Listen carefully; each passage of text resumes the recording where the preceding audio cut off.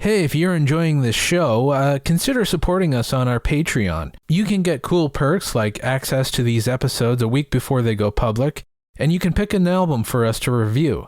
Any support is greatly appreciated, so if you feel inclined, go to patreon.com/polyphonicpress.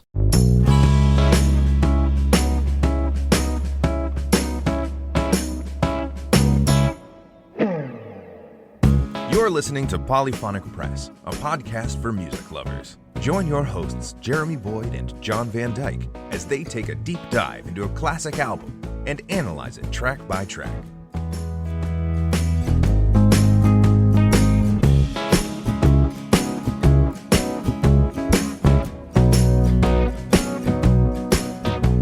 Hi, welcome to Polyphonic Press. I'm Jeremy Boyd. I'm John Van Dyke. And so this is episode number 2. Dos. Numero dos. I don't know what to say other than this has been fun.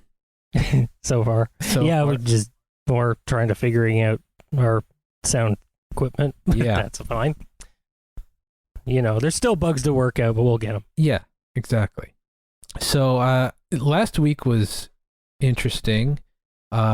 I'd never heard that whole album before, the Joshua Tree. That was really cool, and yeah, I'm interested to hear what band we're going to be talking about this week.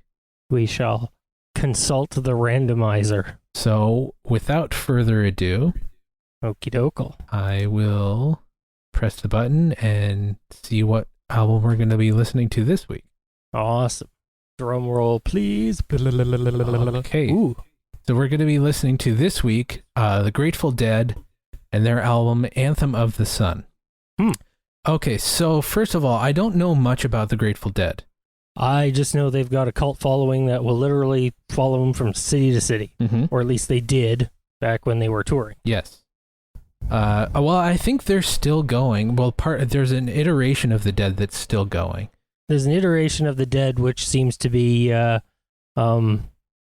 the heck's his name? Bob Weir, and he's doing a lot of touring with Fish, because that just makes sense. Yeah, yeah. Or at least they were before all this crap hit, you know. And I think John Mayer is touring with them right now. That's interesting. Dude's a good guitar player, actually. He is. That might be kind of cool, actually. I don't like his guitar face. It can be annoying sometimes. Yeah. But anyway, I'm curious because I want to see what this album is. I the only Grateful Dead album that I know is American Beauty. I'm sort of interested in some of their like really early stuff. Yeah. I wonder where this one kind of falls in. Again, I'm no expert on them either. The Anthem of the Sun. So this is their second 68. record. 1968. Yes, good. This is one of the ones on the list that I was very interested in. Okay. Here we go. Yeah. So, let's see. So, okay. So I'm just reading from Wikipedia here. So, Anthem of the Sun is the second album by rock band The Grateful Dead, released in 1968 on Warner Brothers 7 Arts. I think we're just going to have to play it. So, let me get... Okay, so let's get into the Anthem of the Sun. This is going to be, I think this is going to be kind of a long one. There's a song that's 11 minutes and 20 seconds. Yeah, but how many tracks are there? There's 5. Oh, well, that's your standard long tracks, but short track list. Yeah, well, album of the late 60s, early 70s. Exactly. It's going to be all right. It's like listening to most Deep Purple records are like that. That's true.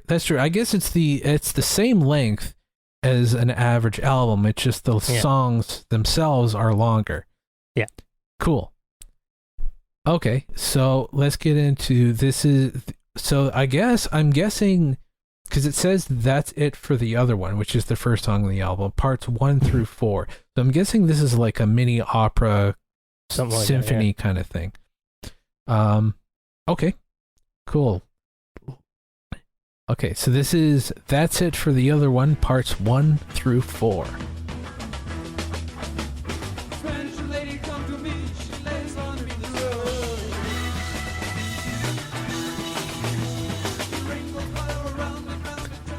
Okay, so I guess that track leads into the next one. So I'm just pausing it as it's leading into the next one.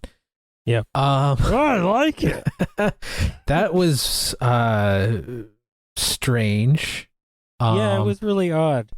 Actually, I'm wondering, like, there was a couple of times where it sounded like there was static coming through in some places. Was that actually part of the track, or was that? I think so. Yeah, wow. Yeah, towards the end there, yeah. That was truly psychedelic. That's a word for it. Yes. But you know what? It's not that weird it's not that different than jazz, really. Oh, no, absolutely.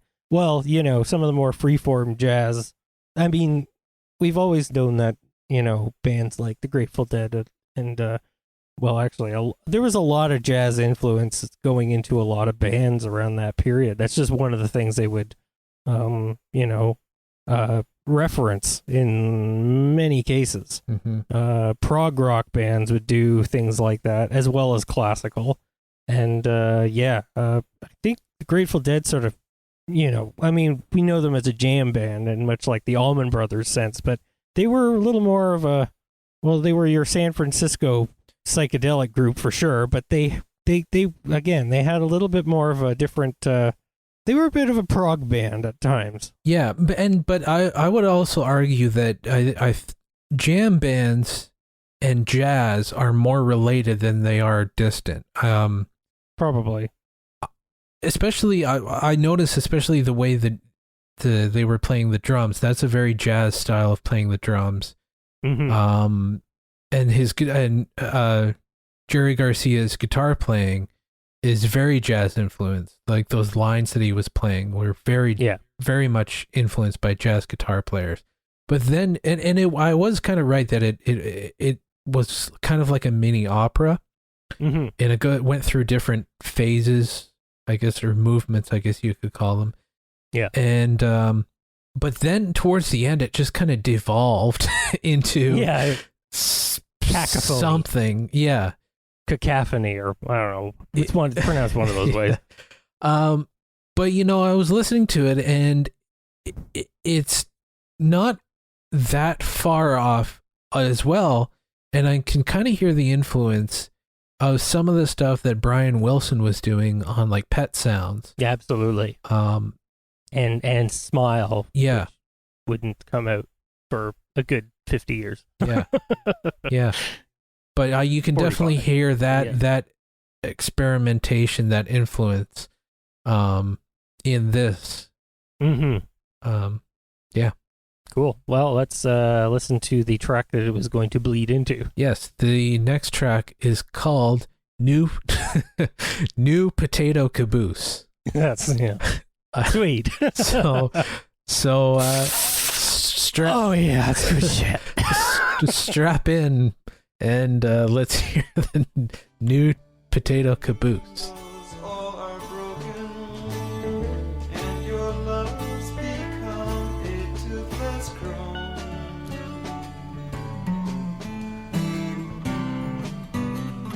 Man, this album so far is a roller coaster.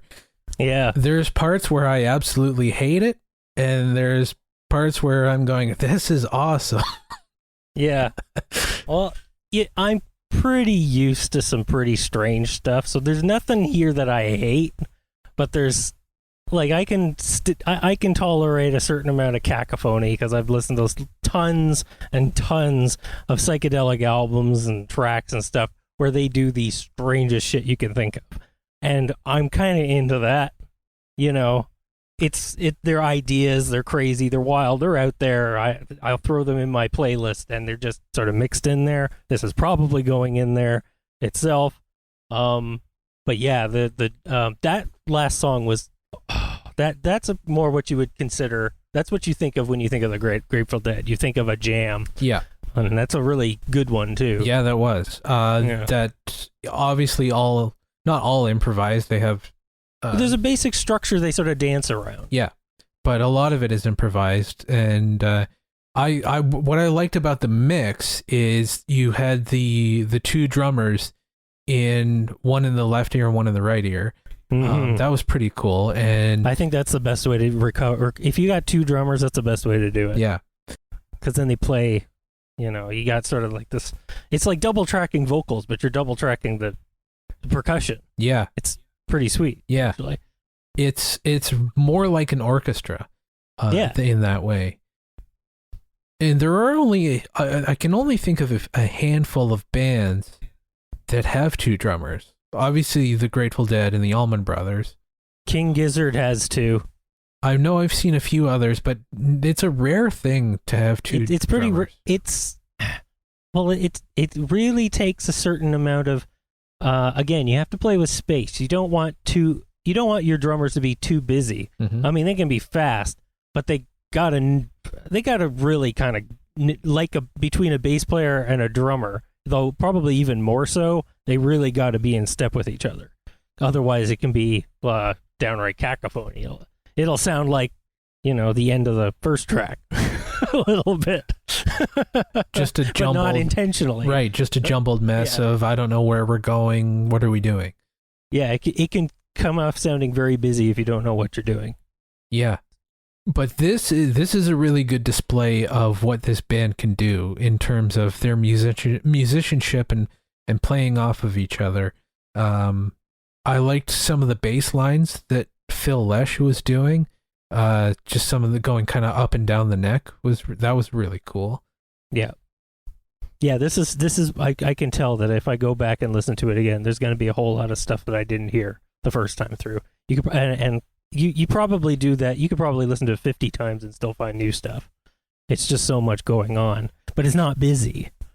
It's just you got new Easter eggs every time you go through it and go, oh, well, that was cool. Yeah, exactly. Yeah. And then, but some of the parts that I didn't like were, I think just some of the studio noise that they were doing towards the beginning. And it's not that I don't like that stuff. It's just sometimes it can go on for a little too long. Yeah, before I could that's fair. Stop doing this. This is boring. What are you doing?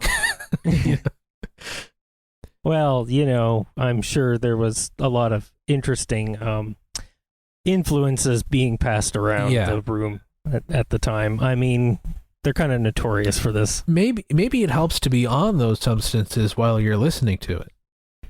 I mean, certainly. Yeah. Although, again, I've been pretty blessed with a brain that can get behind it even without the substances within my system. It's a bit of a ride. So, yeah, I don't know. I'm all for it. Yeah. I'm on board. I mean, I'm used to the jams. Like, I've listened to, like, the Black Crowes. They, jam all the time. And I got into some jam bands when I was a teenager, like Fish and people like that. So I'm used to the jams. I'm used to the long jams. Like, I don't mind when a band goes on for like 20 minutes on the same song.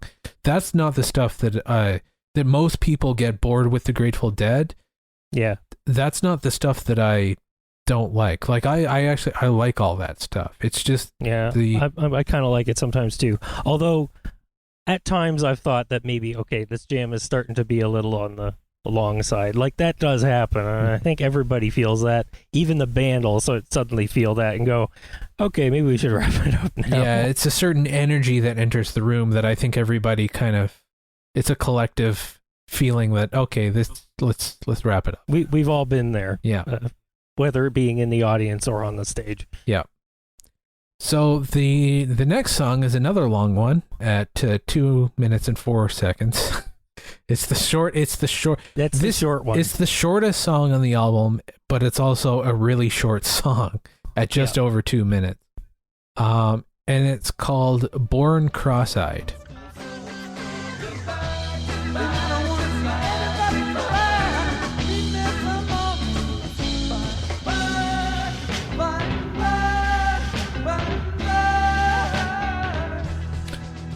Okay, so that was kind of, I guess, the hit off the album. That was the song that was released as a single or a B-side to a single. Okay, that's interesting.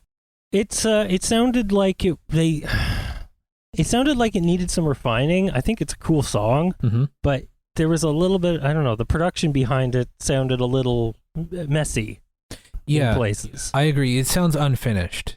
It sounds like an idea of a song, but not a complete idea or a complete thing. Yeah. But even, well, I think even if they had just, I don't know, more than cleaned it up, I think they needed a couple more takes of the song because, again, things were a little bit out of I was going to say out of sync. Well, maybe there's a little bit of that going on too, but it seemed a little out of tune in places. Mm-hmm. And I think if, they sort of really refined it a little bit, I know this isn't exactly the band's ethos, but I think that song kind of needed it.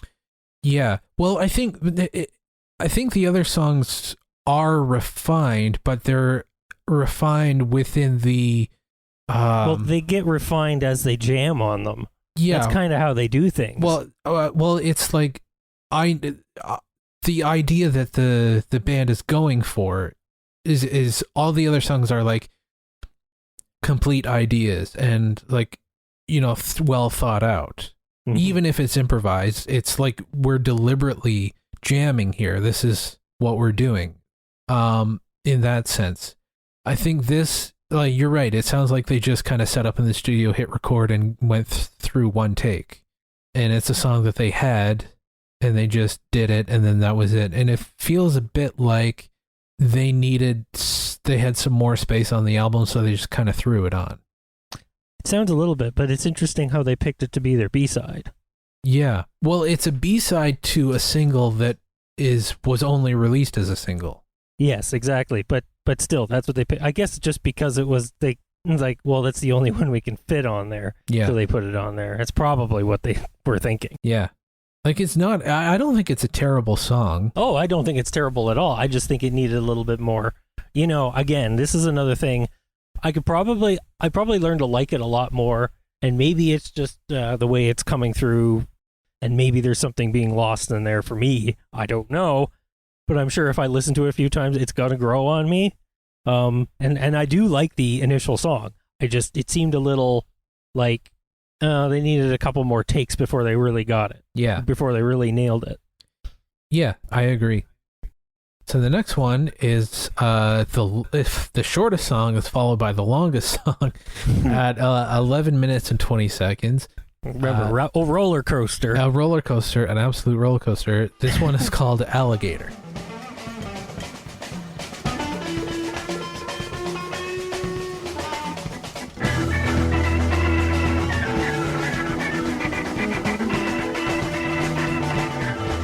So I was just reading about this song, or this album rather, and that song is a hybrid track.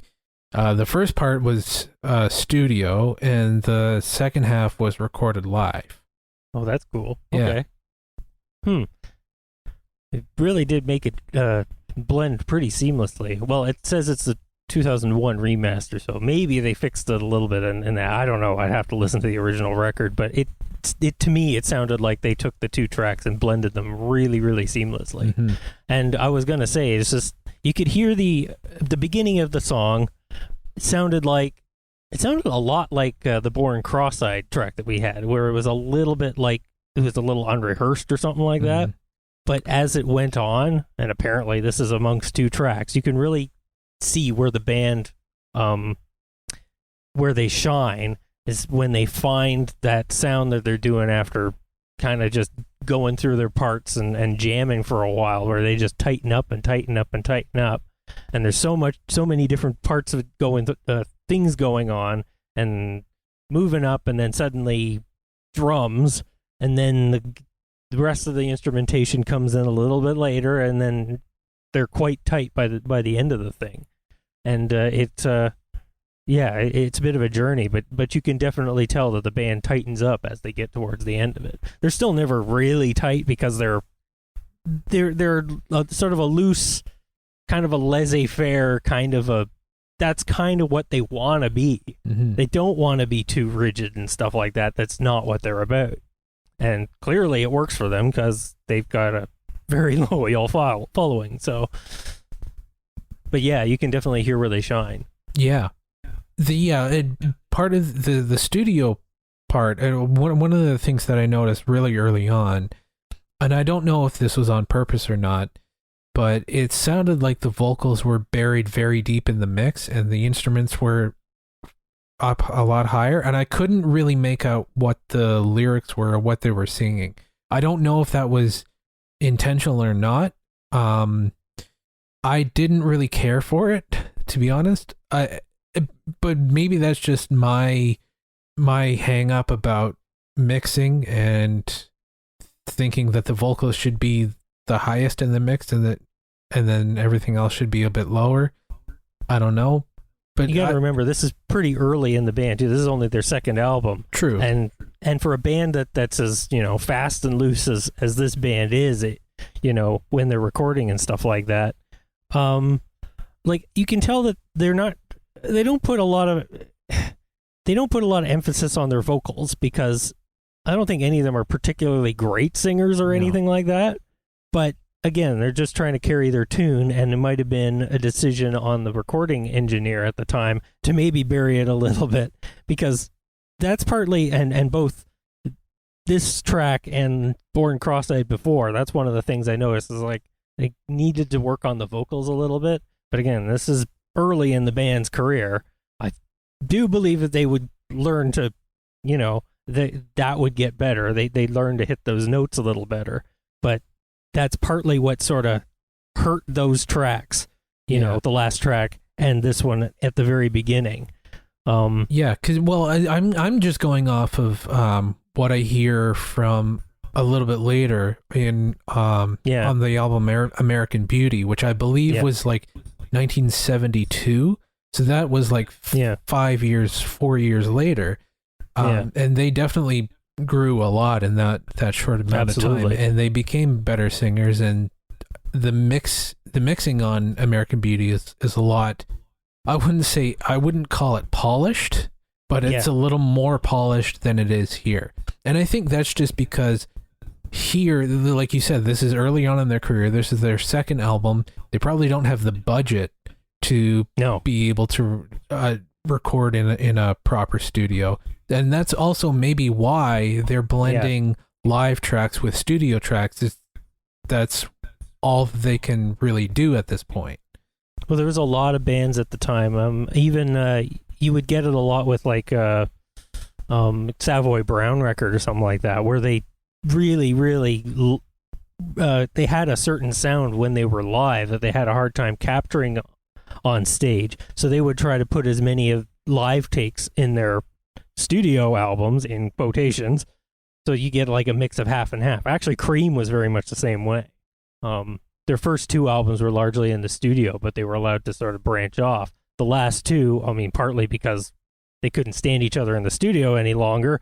But yeah, they threw in lots and lots of live recordings in there, not just to fill it out, but because these are legitimately some of the best things they ever recorded.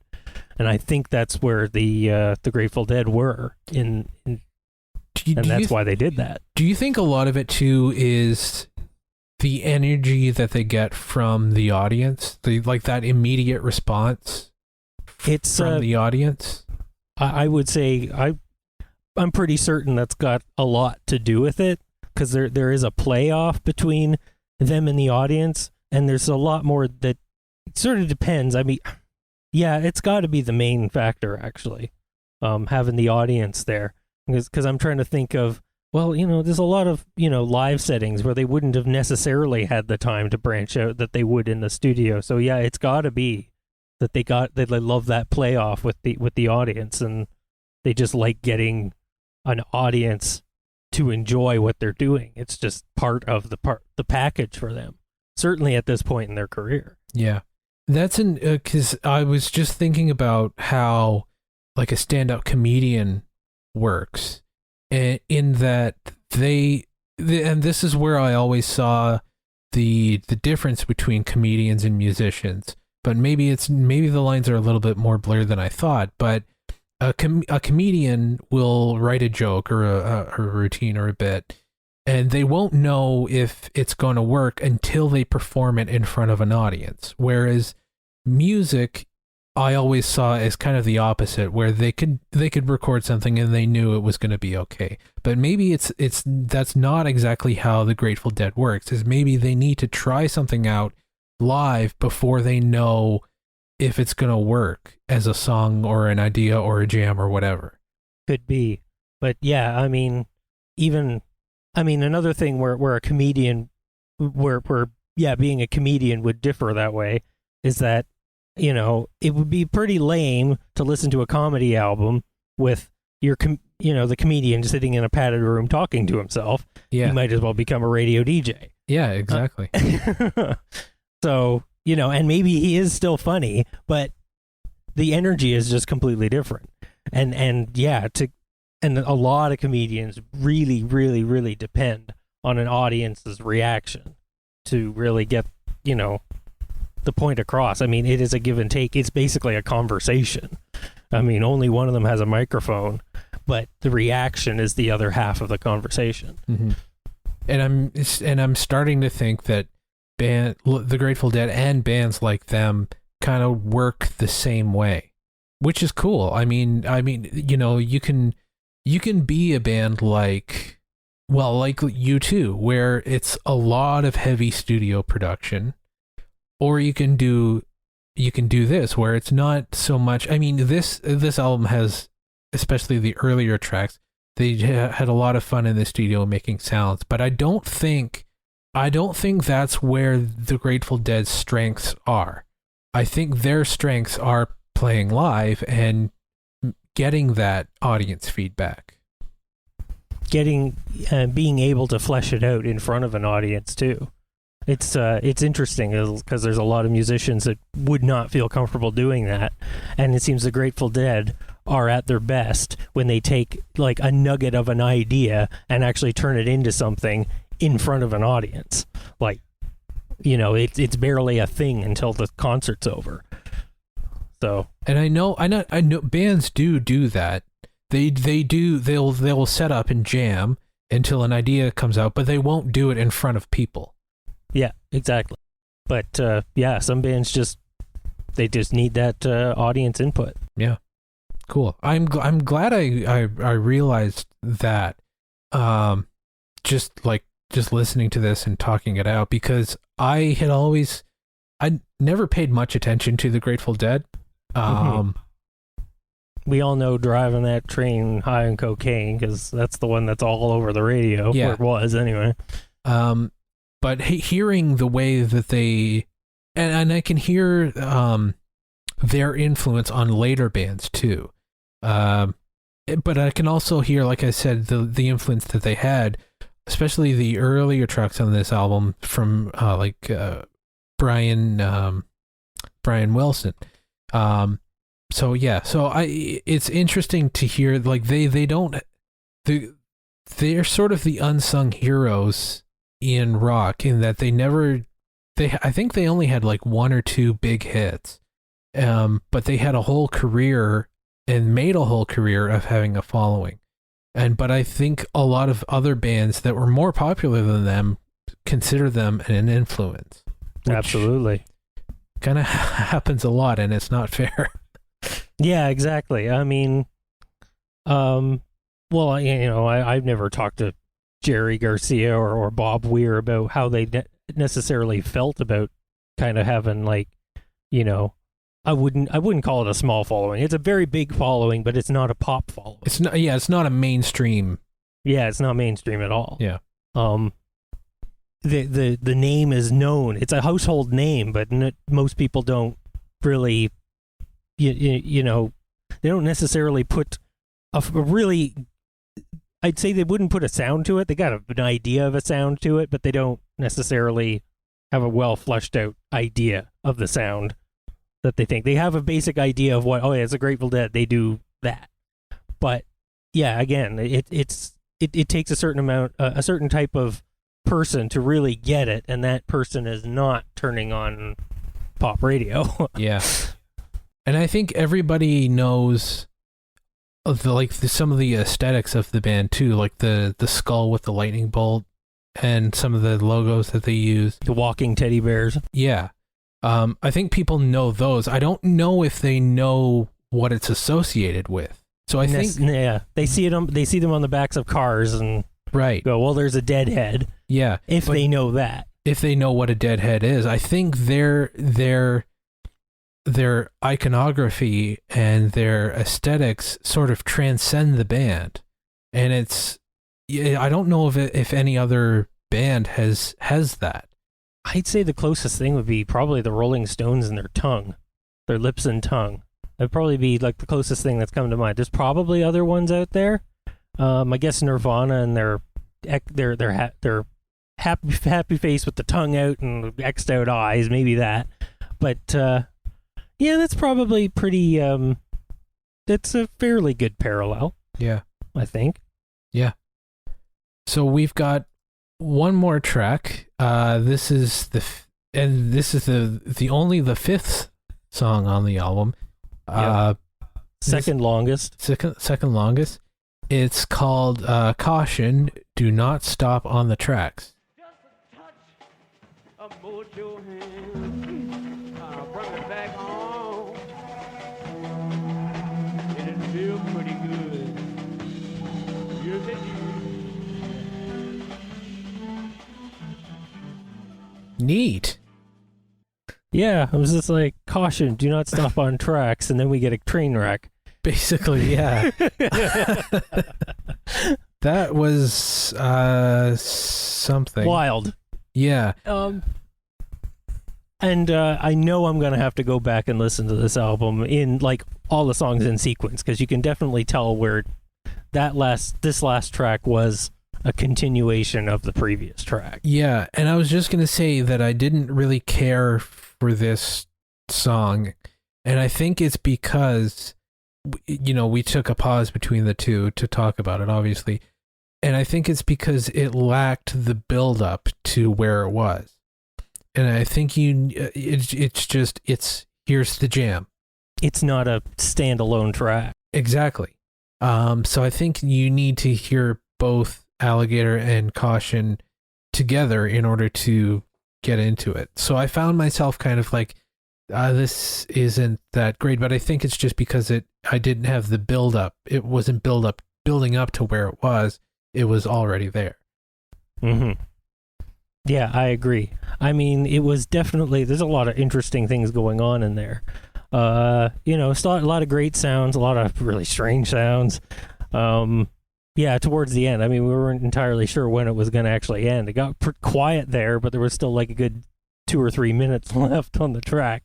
And then, of course, probably Jerry Garcia's guitar started to come in with some feedback and springy sounds. Yeah. Yeah.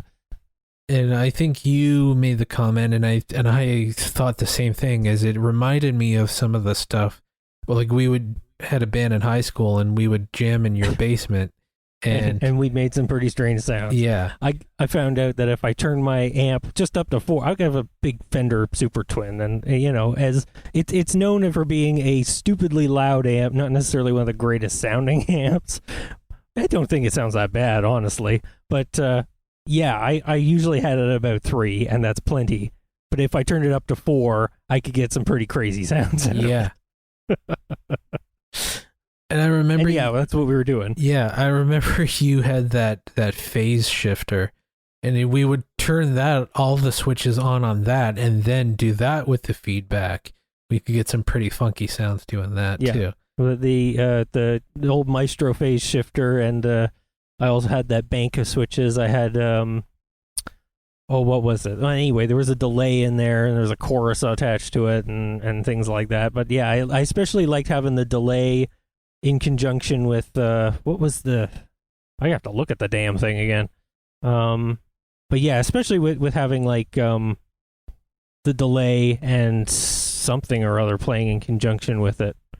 I think it was maybe maybe it was an echo or something like that. No, what was it? I don't remember. Anyway, we would get like these thrumming, repeating sounds, and they would just like turn into this echoing loop, but it wasn't like a screeching feedback loop. It was there's a rum, rum, rum, rum, rum. It sounded like a big engine of some sort. Yeah. So They didn't quite do that on this track, but No. Those sort of sounds kind of remind me of some of the things we were doing. Mm-hmm. You can tell that it was loud. Was that one recorded in a studio, or is that actually the end of the live track? That was, I think that was 2 live tracks, sort of edited together. Oh, okay. Well, anyway, that would have been a pretty loud show on the stage. I'm quite certain. It would have been.